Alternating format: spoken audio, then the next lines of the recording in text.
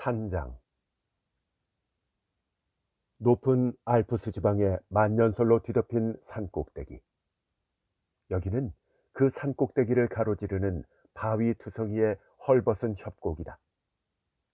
빙하 밑에 자리 잡은 다른 통나무 숙소들처럼 슈바렌바흐 산장은 잼미 고개를 넘어가는 여행객들에게 피난처 역할을 한다. 1년 중 6개월은 장오제 가족이 산장에 거주하며 문을 연다. 그러다가 눈이 쌓이고 골짜기를 메워서 로에슈 마을로 내려가는 것이 불가능해지면 여자들과 아버지 그리고 세 아들은 마을로 내려간다. 그리고 그때부터는 늙은 안내인 가스파르 아리와 젊은 안내인 울리히 쿤지 그리고 커다란 산악견 샘이 남아서 집을 지킨다. 두 남자와 개는 봄이 오기 전까지 창백하게 빛나는 산꼭대기에 파묻힌 채 사방을 둘러싼 봉우리 발름 호른의 거대하고 새하얀 모습만 바라보면서 하얀 눈의 감옥에 갇혀 지낸다. 눈은 지붕 위로 쌓이고 창문을 넘고 문을 막으며 작은 산장을 에워싸고 짓누른다. 오제 가족이 로에슈 마을로 돌아가는 날이 되었다. 겨울이 다가오고 산을 내려가는 길이 점점 더 위험해졌다. 옷가지와 짐을 실은 노새 3마리를 끌고 세 아들이 먼저 출발했다. 이어서 어머니인 잔 오제와 딸 루이지가 4번째 노새에 올라타고 길을 나섰다. 아버지도 하산로 초입까지 가족을 배웅하려는 두 안내인과 함께 그들의 뒤를 따랐다. 맨 먼저 그들은 산장 앞에 뻗어있는 커다란 바위굴 아래 벌써 얼어버린 작은 호수를 우회했다. 그런 다음 침대포처럼 새하얀 골짜기를 따라 내려갔다. 골짜기 위로는 눈 덮인 산봉우리가 사방에 솟아 있었다. 하얗게 얼어붙어 반짝이는 얼음 사막 위로 햇살이 소나기처럼 쏟아지는 모습이 마치 차갑고 눈부신 불꽃을 밝혀놓은 것 같았다. 이 바다 같은 산에는 아무런 생명체도 보이지 않았다. 무한한 고독 속에 움직이는 것은 아무것도 없었다. 깊은 정적을 깨뜨리는 소리도 전혀 없었다. 젊은 안내인 울리히 쿤지는 키가 크고 다리가 긴 스위스 사람이었다. 그는 두 여자를 태우고 가는 노새를 따라잡으려고 오제 씨와 늙은 가스파르 아리를 차츰 앞서갔다. 젊은 여자는 마치 울리히를 부르는 것 같은 슬픈 눈으로 그가 다가오는 모습을 바라보았다. 그녀는 키가 작은 금발의 시골 여자였다. 우윳빛 뺨과 창백한 머리카락은 얼음 한가운데서 너무 오래 지내서 색이 바랜 것 같았다. 울리히 군지는 그녀가 탄 노새 옆에 다다르자 노새의 엉덩이에 손을 갖다 대며 걸음을 늦추었다. 오제 부인이 겨우살이에 대한 온갖 충고를 아주 세세하게 늘어놓으면서 말을 걸기 시작했다. 늙은 안내인 아리는 슈바렌바흐 산장의 눈 속에서 벌써 14번이나 겨울을 났지만 그가 산 위에 남는 것은 올해가 처음이었다. 울리히 쿤지는 듣고만 있을 뿐 제대로 이해하는 것 같지 않았고 줄곧 젊은 아가씨만 쳐다보았다. 이따금씩 네, 오제 부인 하고 대답했지만 정신이 다른 데 팔려 있는지 평온한 얼굴은 표정이 없었다. 일행은 다우벤 호수에 도착했다. 기다랗게 얼어붙은 호수 표면이 계곡 깊숙한 곳까지 아주 평평하게 뻗어 있었다. 오른쪽에는 빌트 슈트루벨산이 굽어보는 뢰메른 빙하의 거대한 퇴적물 옆으로 다우벤 호른의 검은 바위들이 깎아지른 듯이 솟아 있었다. 로에슈 마을로 내려가는 길이 시작되는 잼미 고개 근처에 이르자 깊고 넓은 론강의 골짜기 너머로 발레지방 알프스의 거대한 산세가 불쑥 모습을 나타냈다. 하얀 봉우리에 들쑥날쑥한 군상이 때로는 뾰족하고 때로는 평평한 모습으로 저 멀리 햇살 아래 반짝이고 있었다. 뿔이 둘 달린 미샤베, 위압적인 비세홀은, 육중한 브루네그 홀은, 사망자가 많기로 유명한 높고 무시무시한 피라미드형의 세르뱅, 사나운 미녀를 닮은 당블랑슈, 그리고 봉우리들 아래로 뚫린 어마어마한 구멍 너머 섬뜩한 시면 깊은 곳에 로에슈 마을이 보였다. 로에슈의 집들은 잼미 고개에 가로막힌 채 저 아래 론강으로 뻗은 거대한 크레바스 위에 던져진 모래알 같았다. 노새가 오솔길 가장자리에 멈춰 섰다. 수직으로 솟은 산허리를 따라 끊임없이 돌고 도는 경이롭고 신비한 오솔길은 거의 보이지도 않는 맨 아래 작은 마을까지 꼬불꼬불 이어진다. 여자들이 눈 위로 뛰어내렸다. 두 노인도 뒤따라 도착했다. 자, 그럼 안녕히 힘내고 내년에 보세. 오제 씨가 말했다. 아리 영감도 따라 말했다. 네, 내년에 뵈요. 그들은 서로의 뺨에 작별 키스를 했다. 이어서 오제 부인도 뺨을 내밀었고 딸도 똑같이 했다. 울리히 군지의 차례가 되자 그는 루이지의 귀에 대고 속삭였다. 높은 곳에 있는 사람들을 잊지 마세요. 그녀는 잘 들리지 않아서 짐작만 할 수 있을 정도의 아주 작은 소리로 네 하고 대답했다. 자, 안녕히 건강하시오. 장오제가 다시 말했다. 그리고 여자들 앞을 지나쳐 내려가기 시작했다. 첫 번째 길모퉁이에서 세 사람의 모습이 사라졌다. 두 남자는 다시 슈바렌바흐 산장을 향해 발걸음을 돌렸다. 그들은 말도 없이 나란히 서서 천천히 걸었다. 이제 끝이었다. 네다섯 달 동안 둘이서만 마주보고 지내야 할 터였다. 늙은 안내인 가스파르 아리가 지난 겨울의 생활에 대해서 이야기하기 시작했다. 그때는 미셸 카놀과 함께 있었는데 그는 이제 너무 늙어서 이 생활을 다시 할 수 없었다. 오래 고립되어 있는 동안에 사고가 날 수도 있기 때문이다. 하지만 그들이 지루하게만 지낸 것은 아니었다. 첫날부터 마음을 다져 받아들이는 것이 중요하다. 그러면 소일거리나 놀이, 이런저런 오락거리를 스스로 만들게 된다. 젊은 안내인 울리 군지는 시선을 떨군 채 이야기를 들으며 머릿속으로는 잼미의 꼬불꼬불한 산길을 걸어 마을로 내려가는 사람들을 따라가고 있었다. 곧 무시무시한 흰 눈의 물결 밑으로 산장의 모습이 작고 검은 점으로 보이기 시작했다. 너무 작아서 보일 듯 말 듯 했다. 드디어 그들이 도착해서 문을 열자 털이 곱슬곱슬하고 덩치가 큰 개 샘이 그들 주위로 껑충껑충 뛰기 시작했다. 자, 젊은이, 이제 여자들이 없으니까 우리가 직접 저녁을 준비해야 돼. 자네는 감자 껍질을 벗기게. 가스파르 노인이 말했다. 그런 다음 두 사람은 나무 의자에 앉아서 수프에 빵을 적시기 시작했다. 울리히 군지는 다음날 아침나절이 길게 느껴졌다. 늙은 아리가 담배를 피우며 난로에 침을 뱉는 동안 청년은 창문을 통해 집 앞에서 눈부시게 빛나는 산을 바라보고 있었다. 오후가 되자 그는 밖으로 나가서 어제 갔던 길을 다시 더듬으며 두 여자를 태우고 가던 노새의 발자국이 아직 남아있는지 찾아보았다. 그리고 잼미 고개에 이르자 시면의 가장자리에 배를 깔고 엎드려서 로에슈 마을을 내려다 보았다. 암벽 밑으로 보이는 마을은 아직 눈에 파묻히지 않았다. 근처는 온통 눈밭이었지만 마을 주변을 둘러싸고 있는 전나무 숲에 눈이 가로막혀 있었다. 위에서 내려다 보니까 마을의 낮은 집들이 들판에 놓인 네모난 돌멩이 같았다.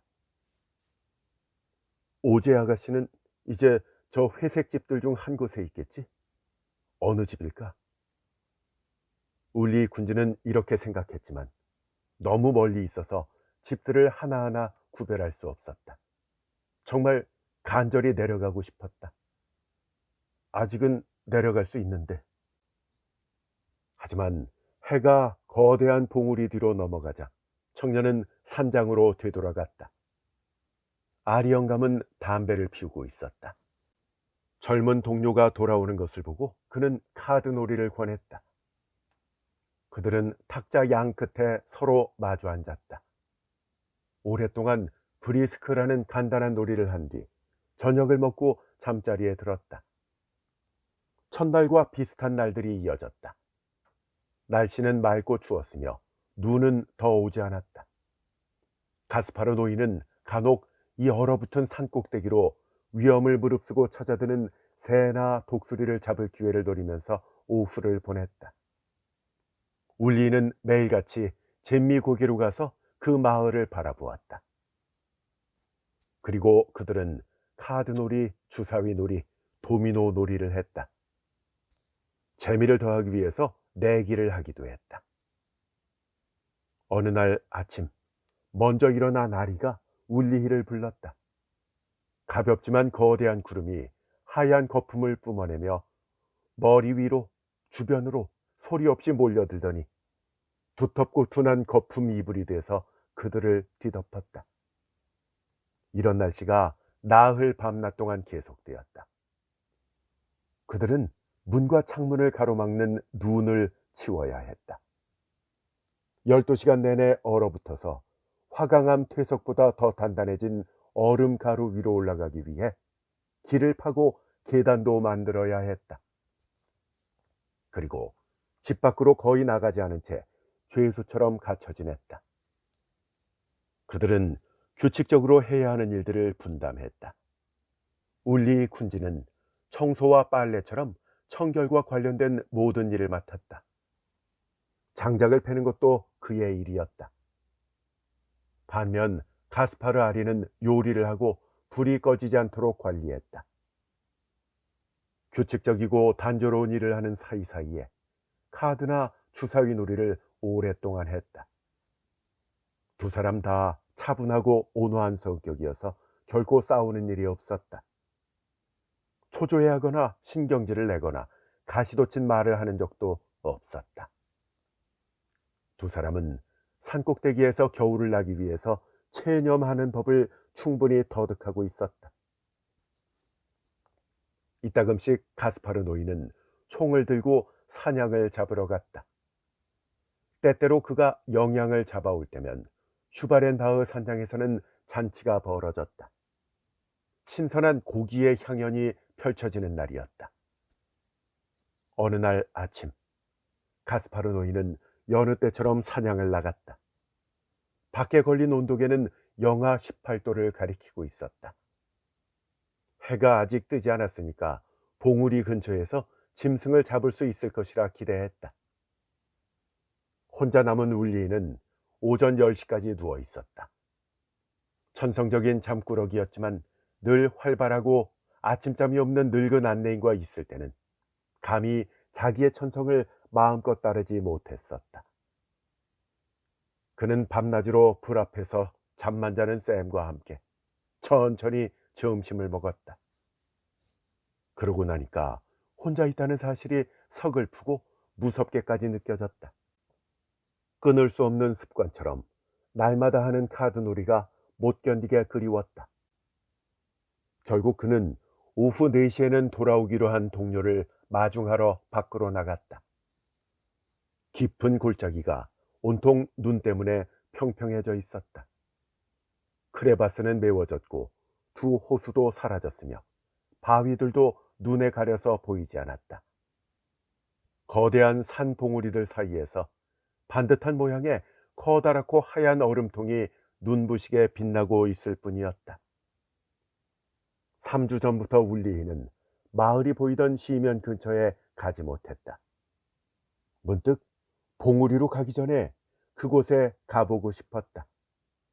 이제는 로에슈 마을도 눈에 잠겼고 집들도 하얀 망토 밑에 파묻혀서 더 이상 알아볼 수 없었다. 그는 오른쪽으로 돌아서 뢰메른 빙하로 향했다. 끝에 쇠붙이가 달린 지팡이로 돌덩이만큼 단단한 눈을 두드리며 산사람답게 성큼성큼 걸어갔다. 그리고 예리한 눈으로는 거대한 보자기 같은 설원 위에서 작고 검은 점이 움직이고 있지 않은지 잘 살폈다. 빙하 끝에 다다르자 그는 걸음을 멈추고 노인이 정말 이 길로 왔을지 생각해 보았다. 그리고 더 빠르고 불안한 걸음으로 빙퇴석을 따라가기 시작했다. 날이 저물고 있었다. 눈밭은 붉게 물들었고 갑자기 살을 내는 듯한 건조한 바람이 수정 같은 표면을 휩쓸고 지나갔다. 울리히는 날카롭고 길게 울려 퍼지는 목소리로 노인을 소리쳐 불렀다. 목소리는 산들이 잠든 죽음 같은 정막 속으로 날아갔다. 바다 위로 새의 울음소리가 퍼지듯이 그의 목소리는 얼음 거품에 움직이지 않는 깊은 파도 위로 멀리 퍼져나갔다. 그런 다음 목소리는 사라졌고 아무 대답도 들리지 않았다. 다시 걷기 시작했다. 해는 산봉우리 뒤로 완전히 넘어갔다. 봉우리에는 하늘에 반사된 빛이 아직 붉은 기운을 나타냈지만 깊숙한 골짜기는 이미 잿빛이었다. 청년은 덜컥 겁이 났다. 겨울산의 죽음과 침묵과 추위와 고독이 몸속으로 파고들어서 피를 얼려 멈추게 하고 사지를 경직시켜서 꼼짝없이 얼어붙게 만드는 것 같았다. 그는 집을 향해서 도망치듯이 달리기 시작했다. 자신이 집을 비운 사이 노인이 돌아와 있을 거라고 생각했다. 아마 노인은 다른 길로 갔을 것이다. 지금쯤은 죽은 영양 한 마리를 발밑에 두고 불 앞에 앉아 있을 것이다. 곧 산장이 보였다. 그런데 연기가 피어오르지 않았다. 울리는 더 빨리 달려 문을 열었다. 샘이 그를 반기며 달려들었지만 가스파르 아리는 돌아오지 않았다. 질겁한 쿤즈는 마치 구석에 숨어있는 동료를 찾아내기라도 하려는 듯이 그 자리에서 한 바퀴 돌았다. 그런 다음 노인이 돌아오기를 바라면서 불을 피우고 수풀을 만들었다. 이따금 그는 노인이 오는지 보려고 밖으로 나갔다. 하지만 이제는 밤이었다. 산속의 희끄무레한 밤, 희미한 밤. 저 멀리 산봉우리 너머로 금방이라도 떨어질 듯한 가늘고 노란 초승달이 밝혀주는 창백한 밤이었다. 청년은 다시 집으로 들어가 앉아 손발을 녹이면서 일어날 수 있는 여러 가지 사고를 생각했다. 가스파르는 다리가 부러졌거나 구덩이에 빠졌거나 아니면 발을 헛디뎌 발목이 삐었을 수도 있다. 그래서 눈 속에 누워 추위로 마비된 채 비탄에 빠져 어찌할 바를 몰라 하고 있을 것이다. 어쩌면 밤의 정막 속에서 온 힘을 다해 도와달라고 목청껏 소리치고 있을지도 모른다. 하지만 어디에 있는 것일까? 근처의 산들은 너무도 넓고 거칠고 특히 이 계절에는 너무나 위험하다. 이 광대한 곳에서 사람을 찾으려면 10명에서 20명의 안내인이 일주일 내내 사방팔방으로 돌아다녀야 할 것이다. 그래도 울리히 쿤즈는 가스파르 아리가 밤 12시에서 새벽 1시 사이에 돌아오지 않는다면 샘과 함께 나가보기로 결심했다. 그는 준비를 했다. 배낭에다가 이틀치 식량을 넣고 쇠 갈고리를 챙기고 가늘고 튼튼한 밧줄을 허리에 길게 두른 다음 쇠붙이가 달린 지팡이와 얼음 속에서 계단을 만드는 데 사용할 도끼의 상태를 점검했다. 그리고 기다렸다. 벽난로에서 불이 활활 타고 있었고 커다란 개는 불빛을 받으며 깊이 잠들어 있었다. 소리가 잘 울리는 나무 상자 안에서 괴종시계가 심장 박동처럼 규칙적으로 째깍거렸다. 울리히는 멀리서 나는 소리에 귀를 곤두세우고 기다렸다. 가벼운 바람이 지붕과 담벼락을 스칠 때면 소스라치게 놀랐다. 시계가 밤 12시를 치자 흠칫 소름이 돋았다. 떨리고 겁이 난 그는 길을 나서기 전에 뜨거운 커피를 마시려고 불 위에 물을 올렸다. 시계가 1시를 치자 자리에서 일어나서 샘을 깨운 다음 문을 열고 나와 빌트 슈트르벨 쪽으로 향했다. 그는 쇠 갈고리를 이용해서 바위를 기어오르고 얼음을 깨면서 5시간 동안 산을 올랐다. 이따금 경사가 너무 가파를 때는 밑에 남아있는 개를 밧줄에 매어 끌어올리면서 계속 전진했다. 6시쯤 울리는 가스파르 노인이 종종 영양을 사냥하러 가던 산봉우리에 당도했다. 그리고 해가 뜨기를 기다렸다. 머리 위로 하늘이 희미해지더니 갑자기 어디서 나타났는지 모를 이상한 빛이 사방백리에 걸쳐 대양처럼 펼쳐진 창백한 산봉우리들을 비추었다. 그 희미한 빛은 마치 눈 속에서 저절로 생겨나서 공중으로 퍼져나간 것 같았다. 차츰차츰 멀리 있는 최고봉들이 온통 살색 같은 부드러운 분홍빛이 되더니 붉은 해가 베른지방 알프스의 육중한 거인들 뒤에서 나타났다. 울리 군주는 해가 뜨자 다시 걷기 시작했다. 그는 사냥꾼처럼 몸을 굽히고 흔적을 살피면서 걸어갔다. 그리고 개에게 말했다. 찾아, 잘 찾아보라고. 그는 산을 내려가면서 깊은 구렁을 샅샅이 살피고 이따금씩 길게 소리쳐 보기도 했다.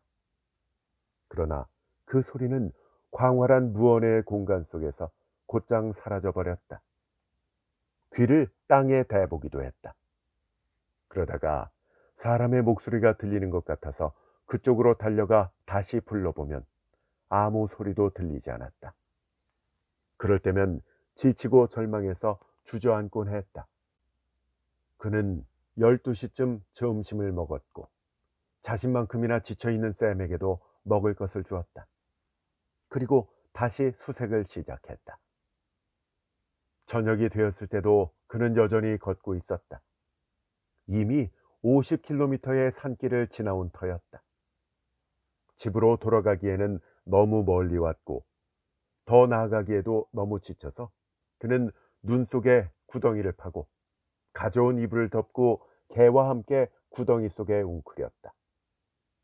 사람과 짐승이 서로 몸을 맞대고 누워서 서로의 체온을 나누었지만 뼛속까지 얼어붙는 것 같았다. 울리히는 잠을 거의 자지 못했다. 온갖 환영에 시달렸고 사지가 부들부들 떨렸다. 동이 들 무렵 일어났다. 다리는 쇠막대기처럼 뻣뻣했고 두려움 때문에 소리라도 지르고 싶을 만큼 마음이 약해졌다. 무슨 소리가 들리기라도 하면 흥분해서 쓰러질 듯이 심장이 벌렁거렸다. 불현듯 자기 역시 이 고독 속에서 얼어 죽게 될 거라는 생각이 들었다. 그러자 죽음에 대한 격한 공포가 그의 힘을 부추기고 기운을 차리게 했다. 그는 넘어지고 일어나기를 거듭하면서 산장을 향해 내려갔다. 샘은 세 발로 절뚝거리느라고 멀리 뒤처져서 따라오고 있었다. 그들은 오후 4시가 되어서야 슈바렌 바흐 산장에 도착했다. 집은 역시나 비어 있었다. 청년은 불을 피우고 식사를 한 뒤에 잠들었다. 완전히 얼이 빠져서 더 이상 아무 생각도 할 수가 없었던 것이다. 그는 오랫동안, 아주 오랫동안 죽은 듯이 잠을 잤다. 그런데 갑자기 어떤 목소리가 고함이 울리히 하고 부르는 소리가 들렸다. 울리히는 깊은 무감각 상태에서 깨어나 벌떡 일어섰다. 꿈을 꾼 것이었을까? 아니면 불안한 사람들의 꿈에 나타나는 이상한 부르짖음이었을까? 아니다. 그에게는 실제로 아직도 들리는 것 같았다. 그 고함은 귓속으로 들어와서 떨리는 손가락 끝에 이르기까지 온몸에 남아 진동하고 있었다. 분명히 누군가가 소리쳐서 울리히라고 불렀다. 누군가가 집 근처에 있는 것이다. 의심할 여지가 없었다. 그는 문을 열고 목청을 다해 소리쳤다. 가스파르 아저씨세요? 하지만 아무 대답이 없었다. 어떤 소리도, 어떤 중얼거림도, 어떤 신음도 아무것도 없었다. 한밤중이었다. 흰 눈이 희미하게 보였다. 바람이 불었다. 돌을 깨뜨리는 바람. 버려진 이 높은 곳에 살아있는 것이라고는 아무것도 남겨두지 않는 차디찬 바람이었다. 그것은 사막의 뜨거운 바람보다 더 메마르고 치명적인 숨결을 불쑥 내뿜는 것이었다. 울리는 다시 소리를 질렀다. 가스파르, 가스파르. 그리고 기다렸다. 하지만 산 위의 모든 것이 적막했다. 그러자 공포감이 그를 뼛속까지 흔들었다. 그는 산장 안으로 껑충 뛰어들어가서 문을 닫고 빗장을 지른 다음 벌벌 떨며 의자 위에 쓰러졌다. 가스파르가 숨을 거두는 순간에 그를 부른 것이 틀림없다고 생각했다. 그는 그렇게 확신했던 것이다. 자신이 살아있다는 사실 혹은 빵을 먹는다 하는 사실처럼 확신했다. 가스파르 아리는 이틀낮 사흘밤을 어느 구덩이 안에서 지하의 어둠보다 더 무시무시한 수백의 깊은 계곡 안에서 죽어가고 있었던 것이다. 그렇게 이틀낮 사흘밤 동안 죽음의 고통에 시달리다가 방금 전 동료를 생각하며 숨을 거둔 것이다.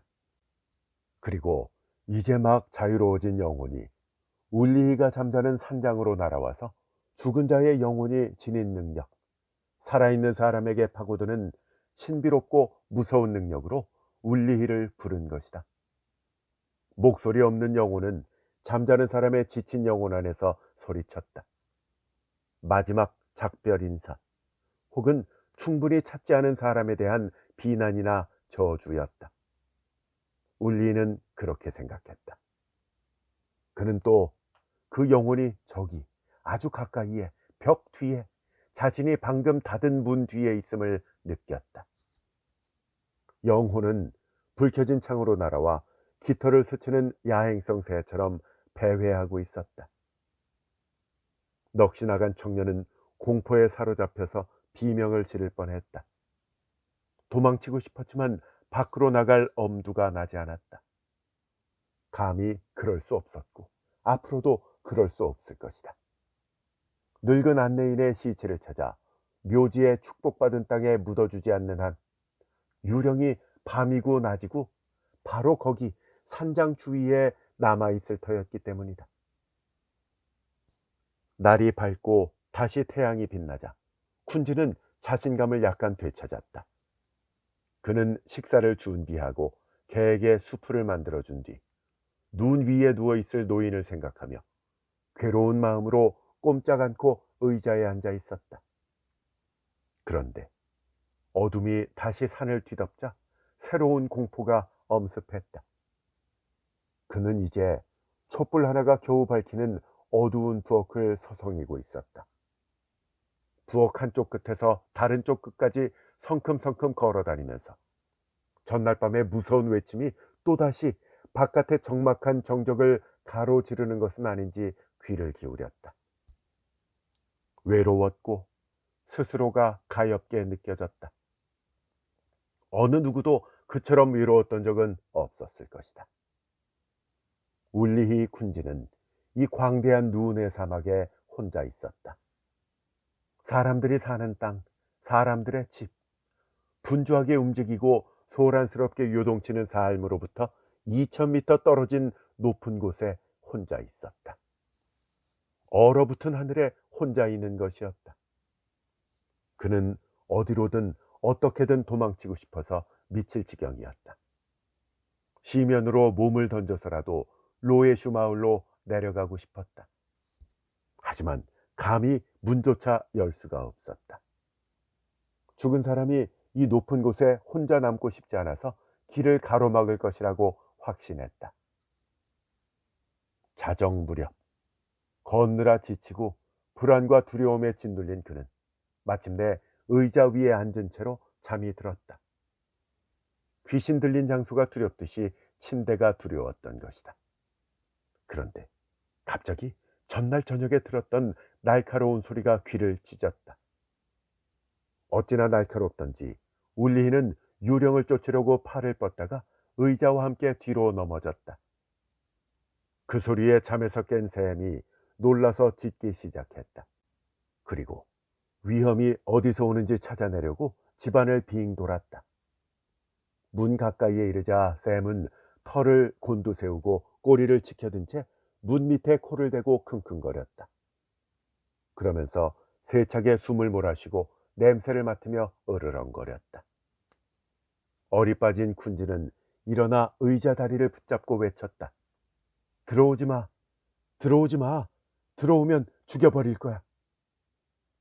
이런 위협에 흥분한 개는 주인의 목소리가 맞서고 있는 보이지 않는 적을 향해 사납게 지저댔다. 샘은 차츰 안정을 되찾고 난로가로 돌아가 누웠다. 그러나 여전히 불안해하면서 머리를 쳐들었고 눈을 번뜩이며 송곳니 사이로 으르렁거렸다. 울리히도 다시 정신을 차렸지만 두려움에 금방이라도 실신할 것 같아서 찬장에서 브랜디 한 병을 꺼내 여러 잔을 연거푸 마셨다. 정신이 흐릿해지면서 용기가 났다. 혈관 속으로 불같은 열기가 스며들었다. 다음 날 그는 거의 아무것도 먹지 않고 술만 마셨다. 며칠 동안 계속 짐승처럼 술에 취해 살았다. 가스파르 아리 생각이 다시 떠오를 것 같으면 만취해서 바닥에 쓰러질 때까지 술을 마시기 시작했다. 그리고 고주망태가 돼서 사지를 축 늘어뜨린 채 이마를 바닥에 대고 엎드려서 코를 골았다. 그러나 정신을 빼놓는 뜨거운 술 기운이 사라지자마자 언제나 올리히 라는 똑같은 외침이 두개골을 관통하는 총알처럼 그를 깨웠다. 그러면 여전히 비틀거리면서 일어나서 넘어지지 않으려고 손을 뻗으며 샘에게 도움을 청했다. 주인과 마찬가지로 미쳐버린 듯한 개는 달려가서 문을 발톱으로 긁고 길고 하얀 이빨로 갈가댔다. 그러는 동안 청년은 한바탕 다름질을 한 다음 시원한 물을 마시듯이 고개를 뒤로 젖히고 얼굴을 하늘로 향한 채 브랜디를 벌컥벌컥 들이켰다. 그의 생각과 기억을, 미칠 듯한 공포를 브랜디가 곧 다시 잠재워 줄 테니까. 3주 만에 울리히는 저장해 놓은 술을 죄다 마셔버렸다. 그러나 계속된 취기는 그의 공포를 잠시 잠들게 했을 뿐 억누를 수 없게 되자마자 더 격렬한 공포가 되어 다시 깨어났다. 그러자 한 달간의 취기로 더욱 고조되고 절대적인 고독 속에서 계속 커져버린 강박관념은 나사모처럼 마음속에 박혀버렸다. 이제 그는 우리에 갇힌 짐승처럼 집안을 걸어다니면서 그자가 있는지 기척을 들어보려고 문에 귀를 갖다 대기도 하고 벽 너머로 그자와 맞서 싸우기도 했다. 그러다가 피로에 지쳐 잠이 들면 곧바로 그 목소리가 들리는 바람에 깜짝 놀라서 벌떡 일어나곤 했다. 마침내 어느 날 밤 막다른 골목에 몰린 겁쟁이처럼 그는 달려가서 문을 열었다. 자신을 부른 자를 만나 입을 다물게 만들 생각이었다. 얼굴 가득 찬 바람을 맞자 뼛속까지 얼어붙는 것 같았다. 그는 샘이 밖으로 달려나간 것도 모른 채 문을 다시 닫고 빗장을 질렀다. 그리고 떨리는 몸으로 난로에 장작을 던져놓고 몸을 녹이기 위해서 그 앞에 앉았다. 그러다가 갑자기 소스라치게 놀랐다. 누군가가 벽을 긁으며 울고 있었던 것이다. 울리히는 미친 듯이 소리쳤다. 꺼져! 꺼지라고! 길고 고통스러운 신음이 대꾸했다. 그러자 남아있던 이성이 공포에 휩쓸려 모두 사라져버렸다. 그는 숨을 구석을 찾느라 뱅뱅 돌면서 꺼지라는 말만 되풀이했다.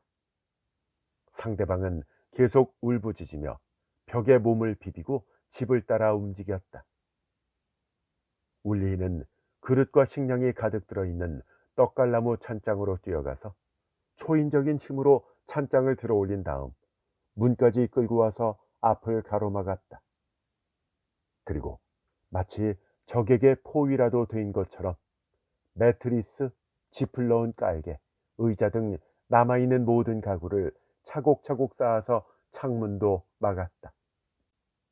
그러나 바깥에 있는 자는 이제 음산한 소리를 더 크게 내고 있었다. 청년도 비슷한 신음으로 대꾸하기 시작했다. 그들은 서로에게 끊임없이 으르렁거리면서 며칠 밤낮을 보냈다. 한쪽은 계속 집 주위를 돌면서 마치 부수기라도 하려는 듯이 있는 힘을 다해 발톱으로 벽을 후벼 팠다.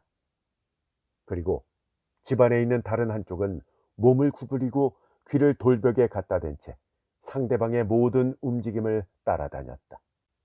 아울러 상대방의 모든 부름에는 무시무시한 고함으로 응수했다.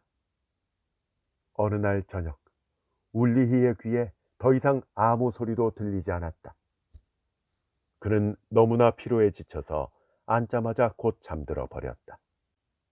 그렇게 짓눌려 잠을 자는 동안 머리가 완전히 비어버리기라도 했는지 아무런 기억도 생각도 없이 잠에서 깨어났다. 그는 배가 고팠고 음식을 먹었다. 겨울이 끝났다. 잼미고개 통행이 가능해져서 오제 가족은 산장으로 돌아가려고 길을 나섰다.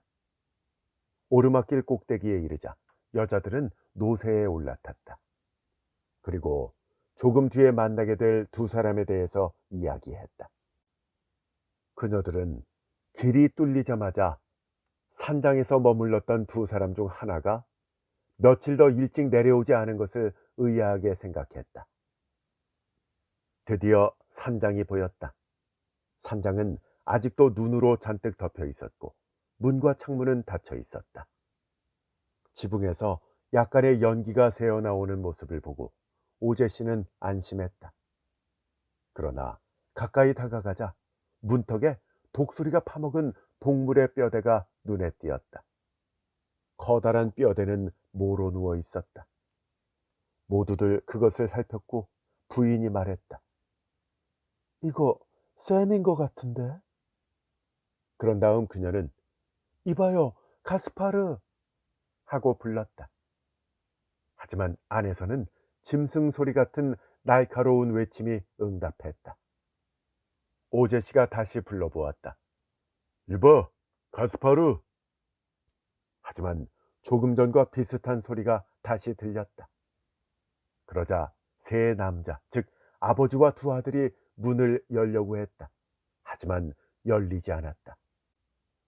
그들은 성문을 부수던 옛 병기를 닮은 기다란 들보를 빈 외양간에서 꺼내다가 있는 힘껏 내던졌다. 그러자 나무가 와찌끈 소리를 내면서 쪼개지고 판자 조각이 공중에 날아다녔다. 이어서 어마어마한 굉음이 산장을 뒤흔들었다. 쓰러진 찬장 뒤로 한 남자가 집안에 서 있는 것이 보였다. 머리카락은 어깨까지, 수염은 가슴까지 내려와 있었고 눈에서는 광채가 번뜩였으며 몸에는 누더기 천조각을 걸치고 있었다. 모두들 그가 누구인지 알아보지 못했지만 잠시 후 루이즈 오제가 소리쳤다. 엄마, 저 사람 울리히야. 곧이어 오제 부인도 머리카락이 하얗게 새긴 했지만 울리히가 맞다고 인정했다. 울리히는 그들이 다가와서 자기 몸에 손을 대도록 내버려 두었다. 하지만 사람들이 던지는 질문에는 아무 대답도 하지 않았다. 결국 그를 로에슈 마을로 데려갈 수밖에 없었다. 의사들은 그가 미쳤다고 진단했다. 그의 늙은 동료가 어떻게 되었는지는 그때까지도 아무도 알 수가 없었다. 그해 여름, 딸 루이즈 오제는 심신쇠약으로 죽을 뻔했는데 사람들은 산의 추위 때문에 생긴 병이라고들 했다.